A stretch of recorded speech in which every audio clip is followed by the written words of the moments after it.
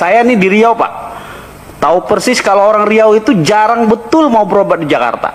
Pasti kalau nggak di Penang, Malaka, kalau nggak di Singapura, Pak. Tanya sama dokter-dokter di RSCM, berapa banyak dokter Malaysia, dokter Penang? Sebenarnya worth it nggak sih berobat sampai ke Malaysia?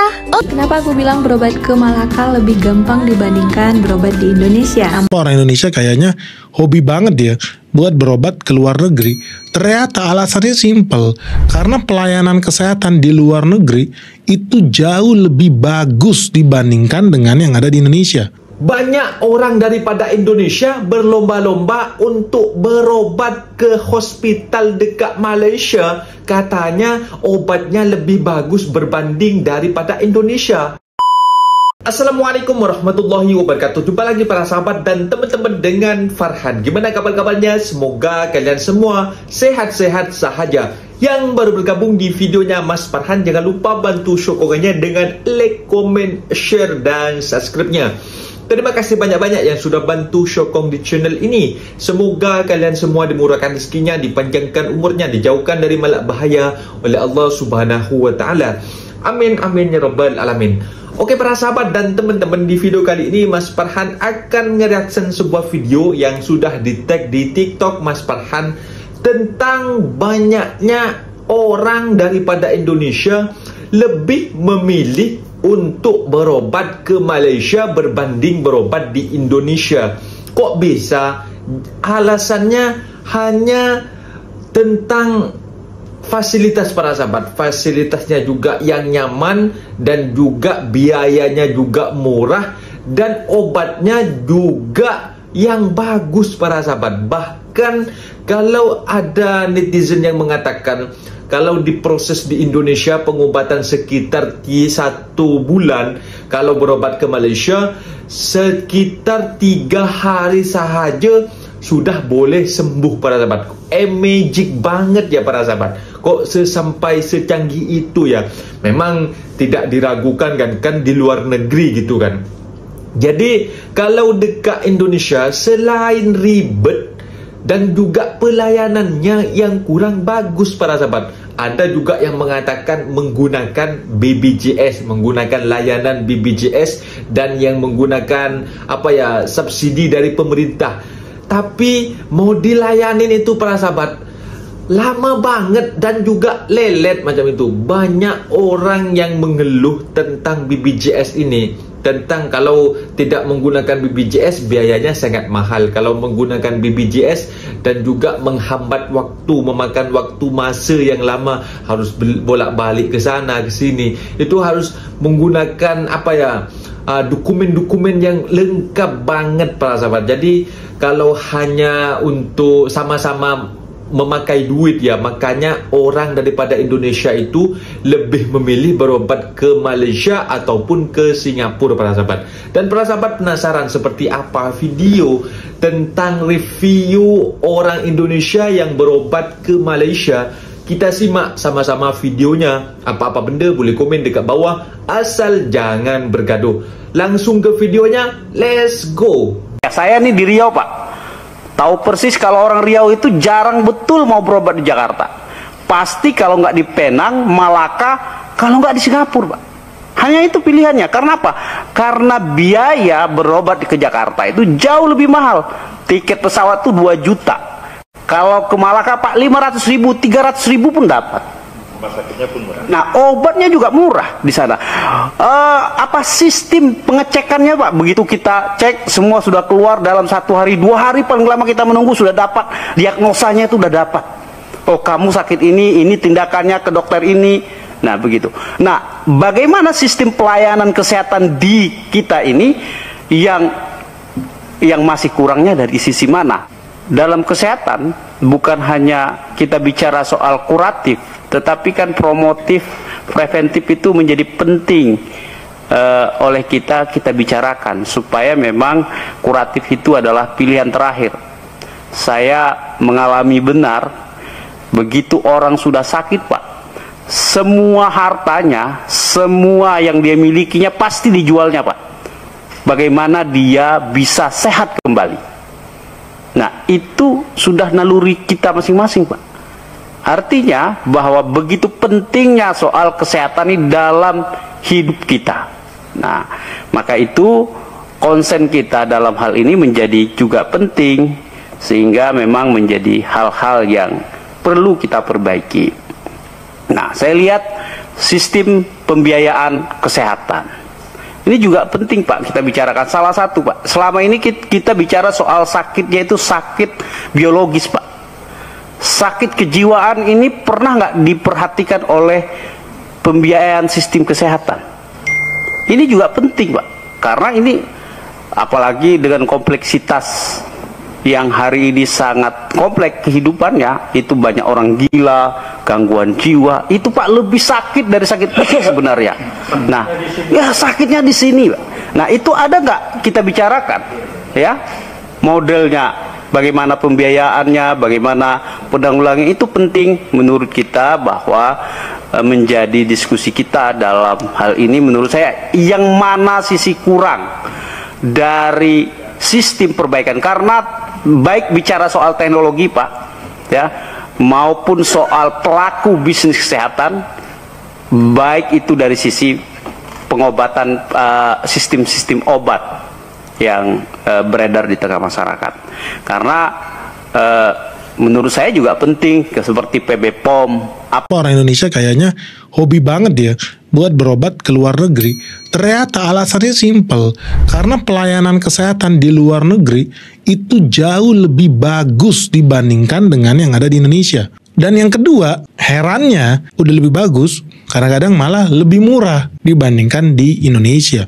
Nah, ini fakta ya, fakta dari kejadian yang gua alami sendiri. Jadi beberapa tahun lalu ya, 3 tahun lalu itu gue sempet nemenin bokap gue, anterin bokap gue berobat ke Malaysia. Karena apa? Ada sakit batu ginjal di situ. Sebelumnya di Indonesia sempat diperiksa, katanya harus ada operasi invasif untuk ambil batu ginjalnya, perlu ada operasi. Kemungkinan resikonya lebih tinggi, biayanya juga lebih tinggi. Karena bisa sampai lebih dari 80 jutaan atau 90 jutaan. Tapi kemudian gue sih menyarankan kenapa nggak berobatnya ke Malaysia aja lah. Coba lah kita tanya second opinion. Ternyata apa? Di Malaysia itu tidak perlu pakai operasi invasif. Cukup di laser aja. Cuma perlu biaya, kalau nggak salah 15 juta. Dalam waktu 2 jam udah sembuh, keluar, udah langsung makan mie kue tiaw. So, di situ gue mulai berpikir gitu loh. Kenapa ya? Kok bisa lebih murah di Malaysia nih berobat? Dan lebih cepat juga. Karena ternyata di hari yang sama, orang udah bisa kembali beraktivitas, sekarang nggak ada di black perutnya kan gitu. Nah, ini kemungkinan bisa menjadi sedikit ya jawaban kenapa kemudian banyak orang yang memutuskan untuk berobat ke sana.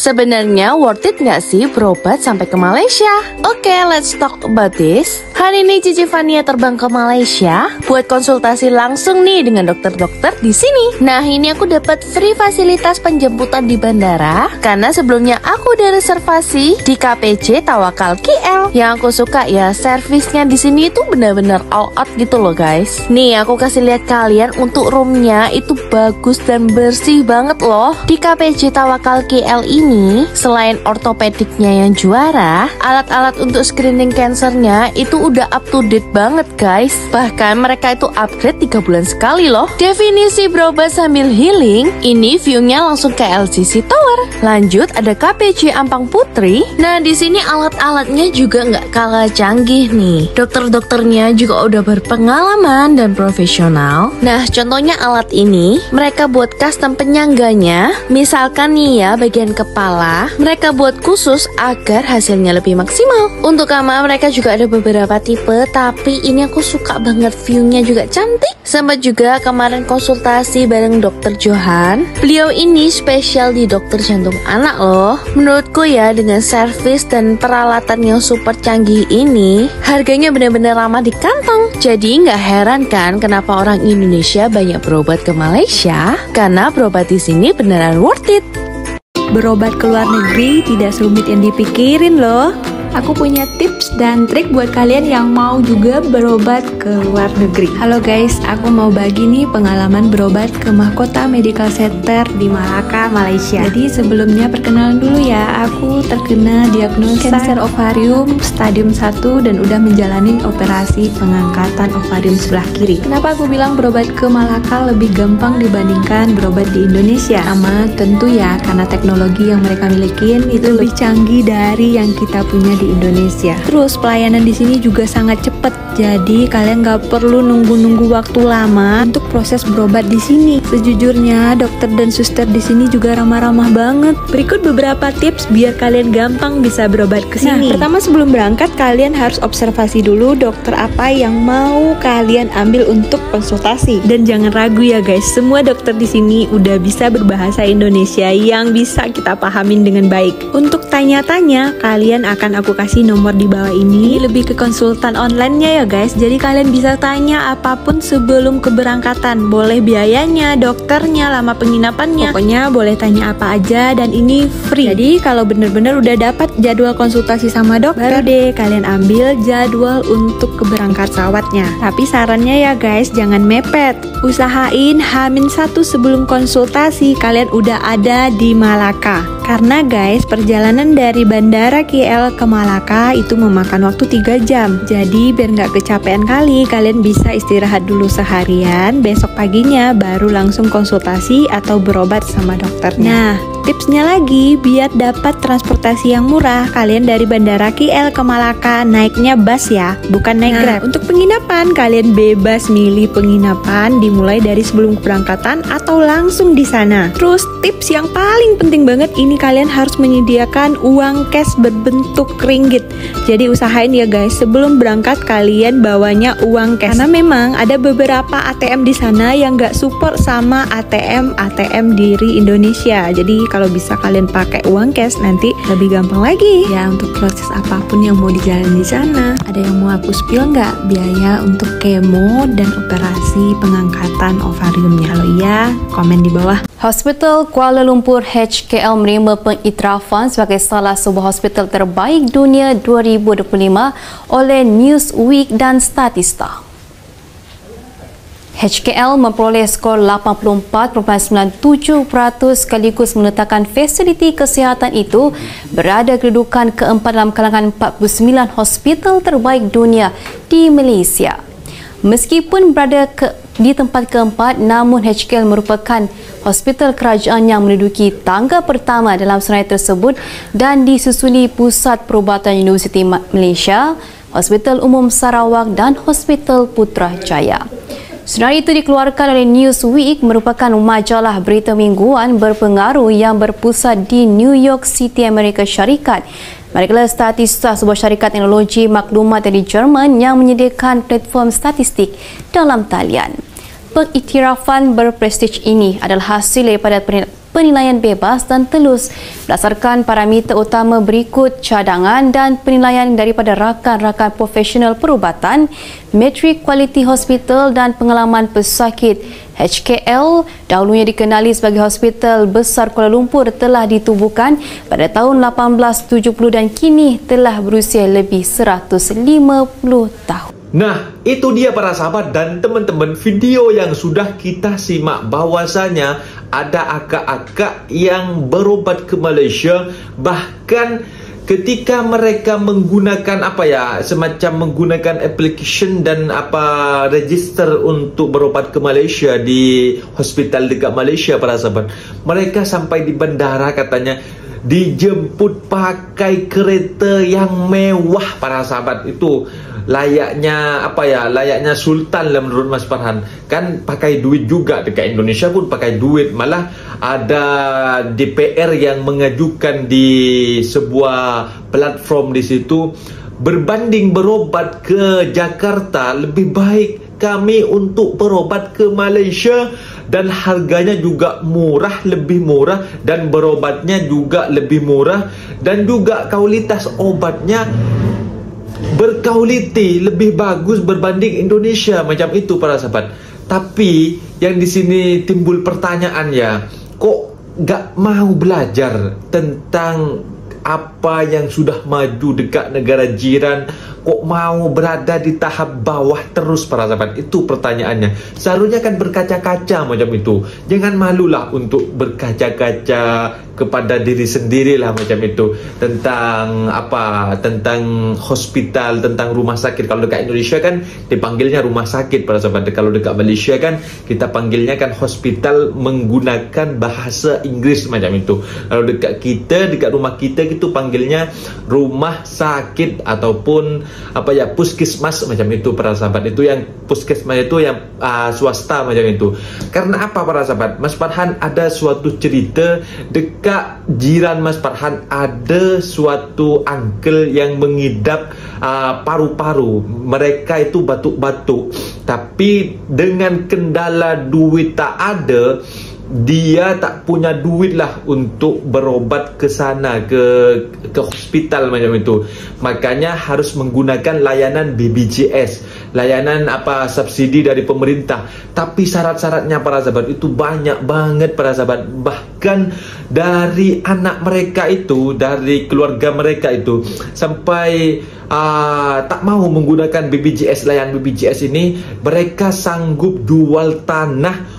Tak payah menggunakan BPJS. Bapak saya ini obatin macam itu. Tanah mereka satu-satunya mereka jual para sahabat untuk mengobati kakeknya itu biar ditangani dengan cepat macam itu. Karena batuknya itu sudah parah banget para sahabat. Itu mungkin dari sebab merokok mungkin lah. Dan di situ sudah paru-parunya ini mungkin sudah rusak mungkin lah para sahabat. Itu batuknya memang kasihan, sampai Mas Farhan tengok itu kurus banget macam itu. Dan akhirnya menjual tanahnya tidak menggunakan layanan subsidi. Tapi ujung-ujungnya katanya di sana itu masih terhambat dengan apa ya, dengan cekcok dekat di rumah sakit itu, dengan pelayanannya yang kurang bagus katanya, tak cepat dilayanin. Akhirnya mungkin kalau Mas Farhan lah berpulang kepada apa ya, kepada yang Esa lah, kepada yang Maha Kuasa, memang sudah tak terlanjur tua sangat lah, mungkin om-om macam itu, uncle lah macam itu. Mereka akhirnya cepat pulang dijemput oleh Allah para sahabat. Mereka itu tak ada meninggal, dan keluarga ini kecewa macam itu kepada pelayanan yang ada dekat hospital katanya. Dia bercakap langsung dengan Mas Farhan, pelayanan itu buruk banget macam itu. Tapi ini suatu PR untuk rekan-rekan yang ada di hospital, kerja di hospital dekat Indonesia, harusnya memperbaiki, bukannya memperkeruh masalah. Apabila cepat banyak kasus-kasus yang orang bawa orang sakit dan katanya inilah itulah, malah ditanya ini, no, itu orang ke rumah sakit itu, ke hospital memang sangat-sangat membutuhkan bantuan macam itu, malah dipersulit macam itu para sahabat. Makanya tak heran apabila banyak orang daripada kita berobat ke Malaysia sama-sama bayar, dan juga ke Singapura macam itu para sahabat. Mungkin videonya sampai di sini para sahabat, dan teman-teman apabila ada kata benda yang silap, Mas Farhan minta maaf sebesar-besarnya. Mohon dibenarkan di kolom komentar. Mas Farhan undur diri. Assalamualaikum warahmatullahi wabarakatuh.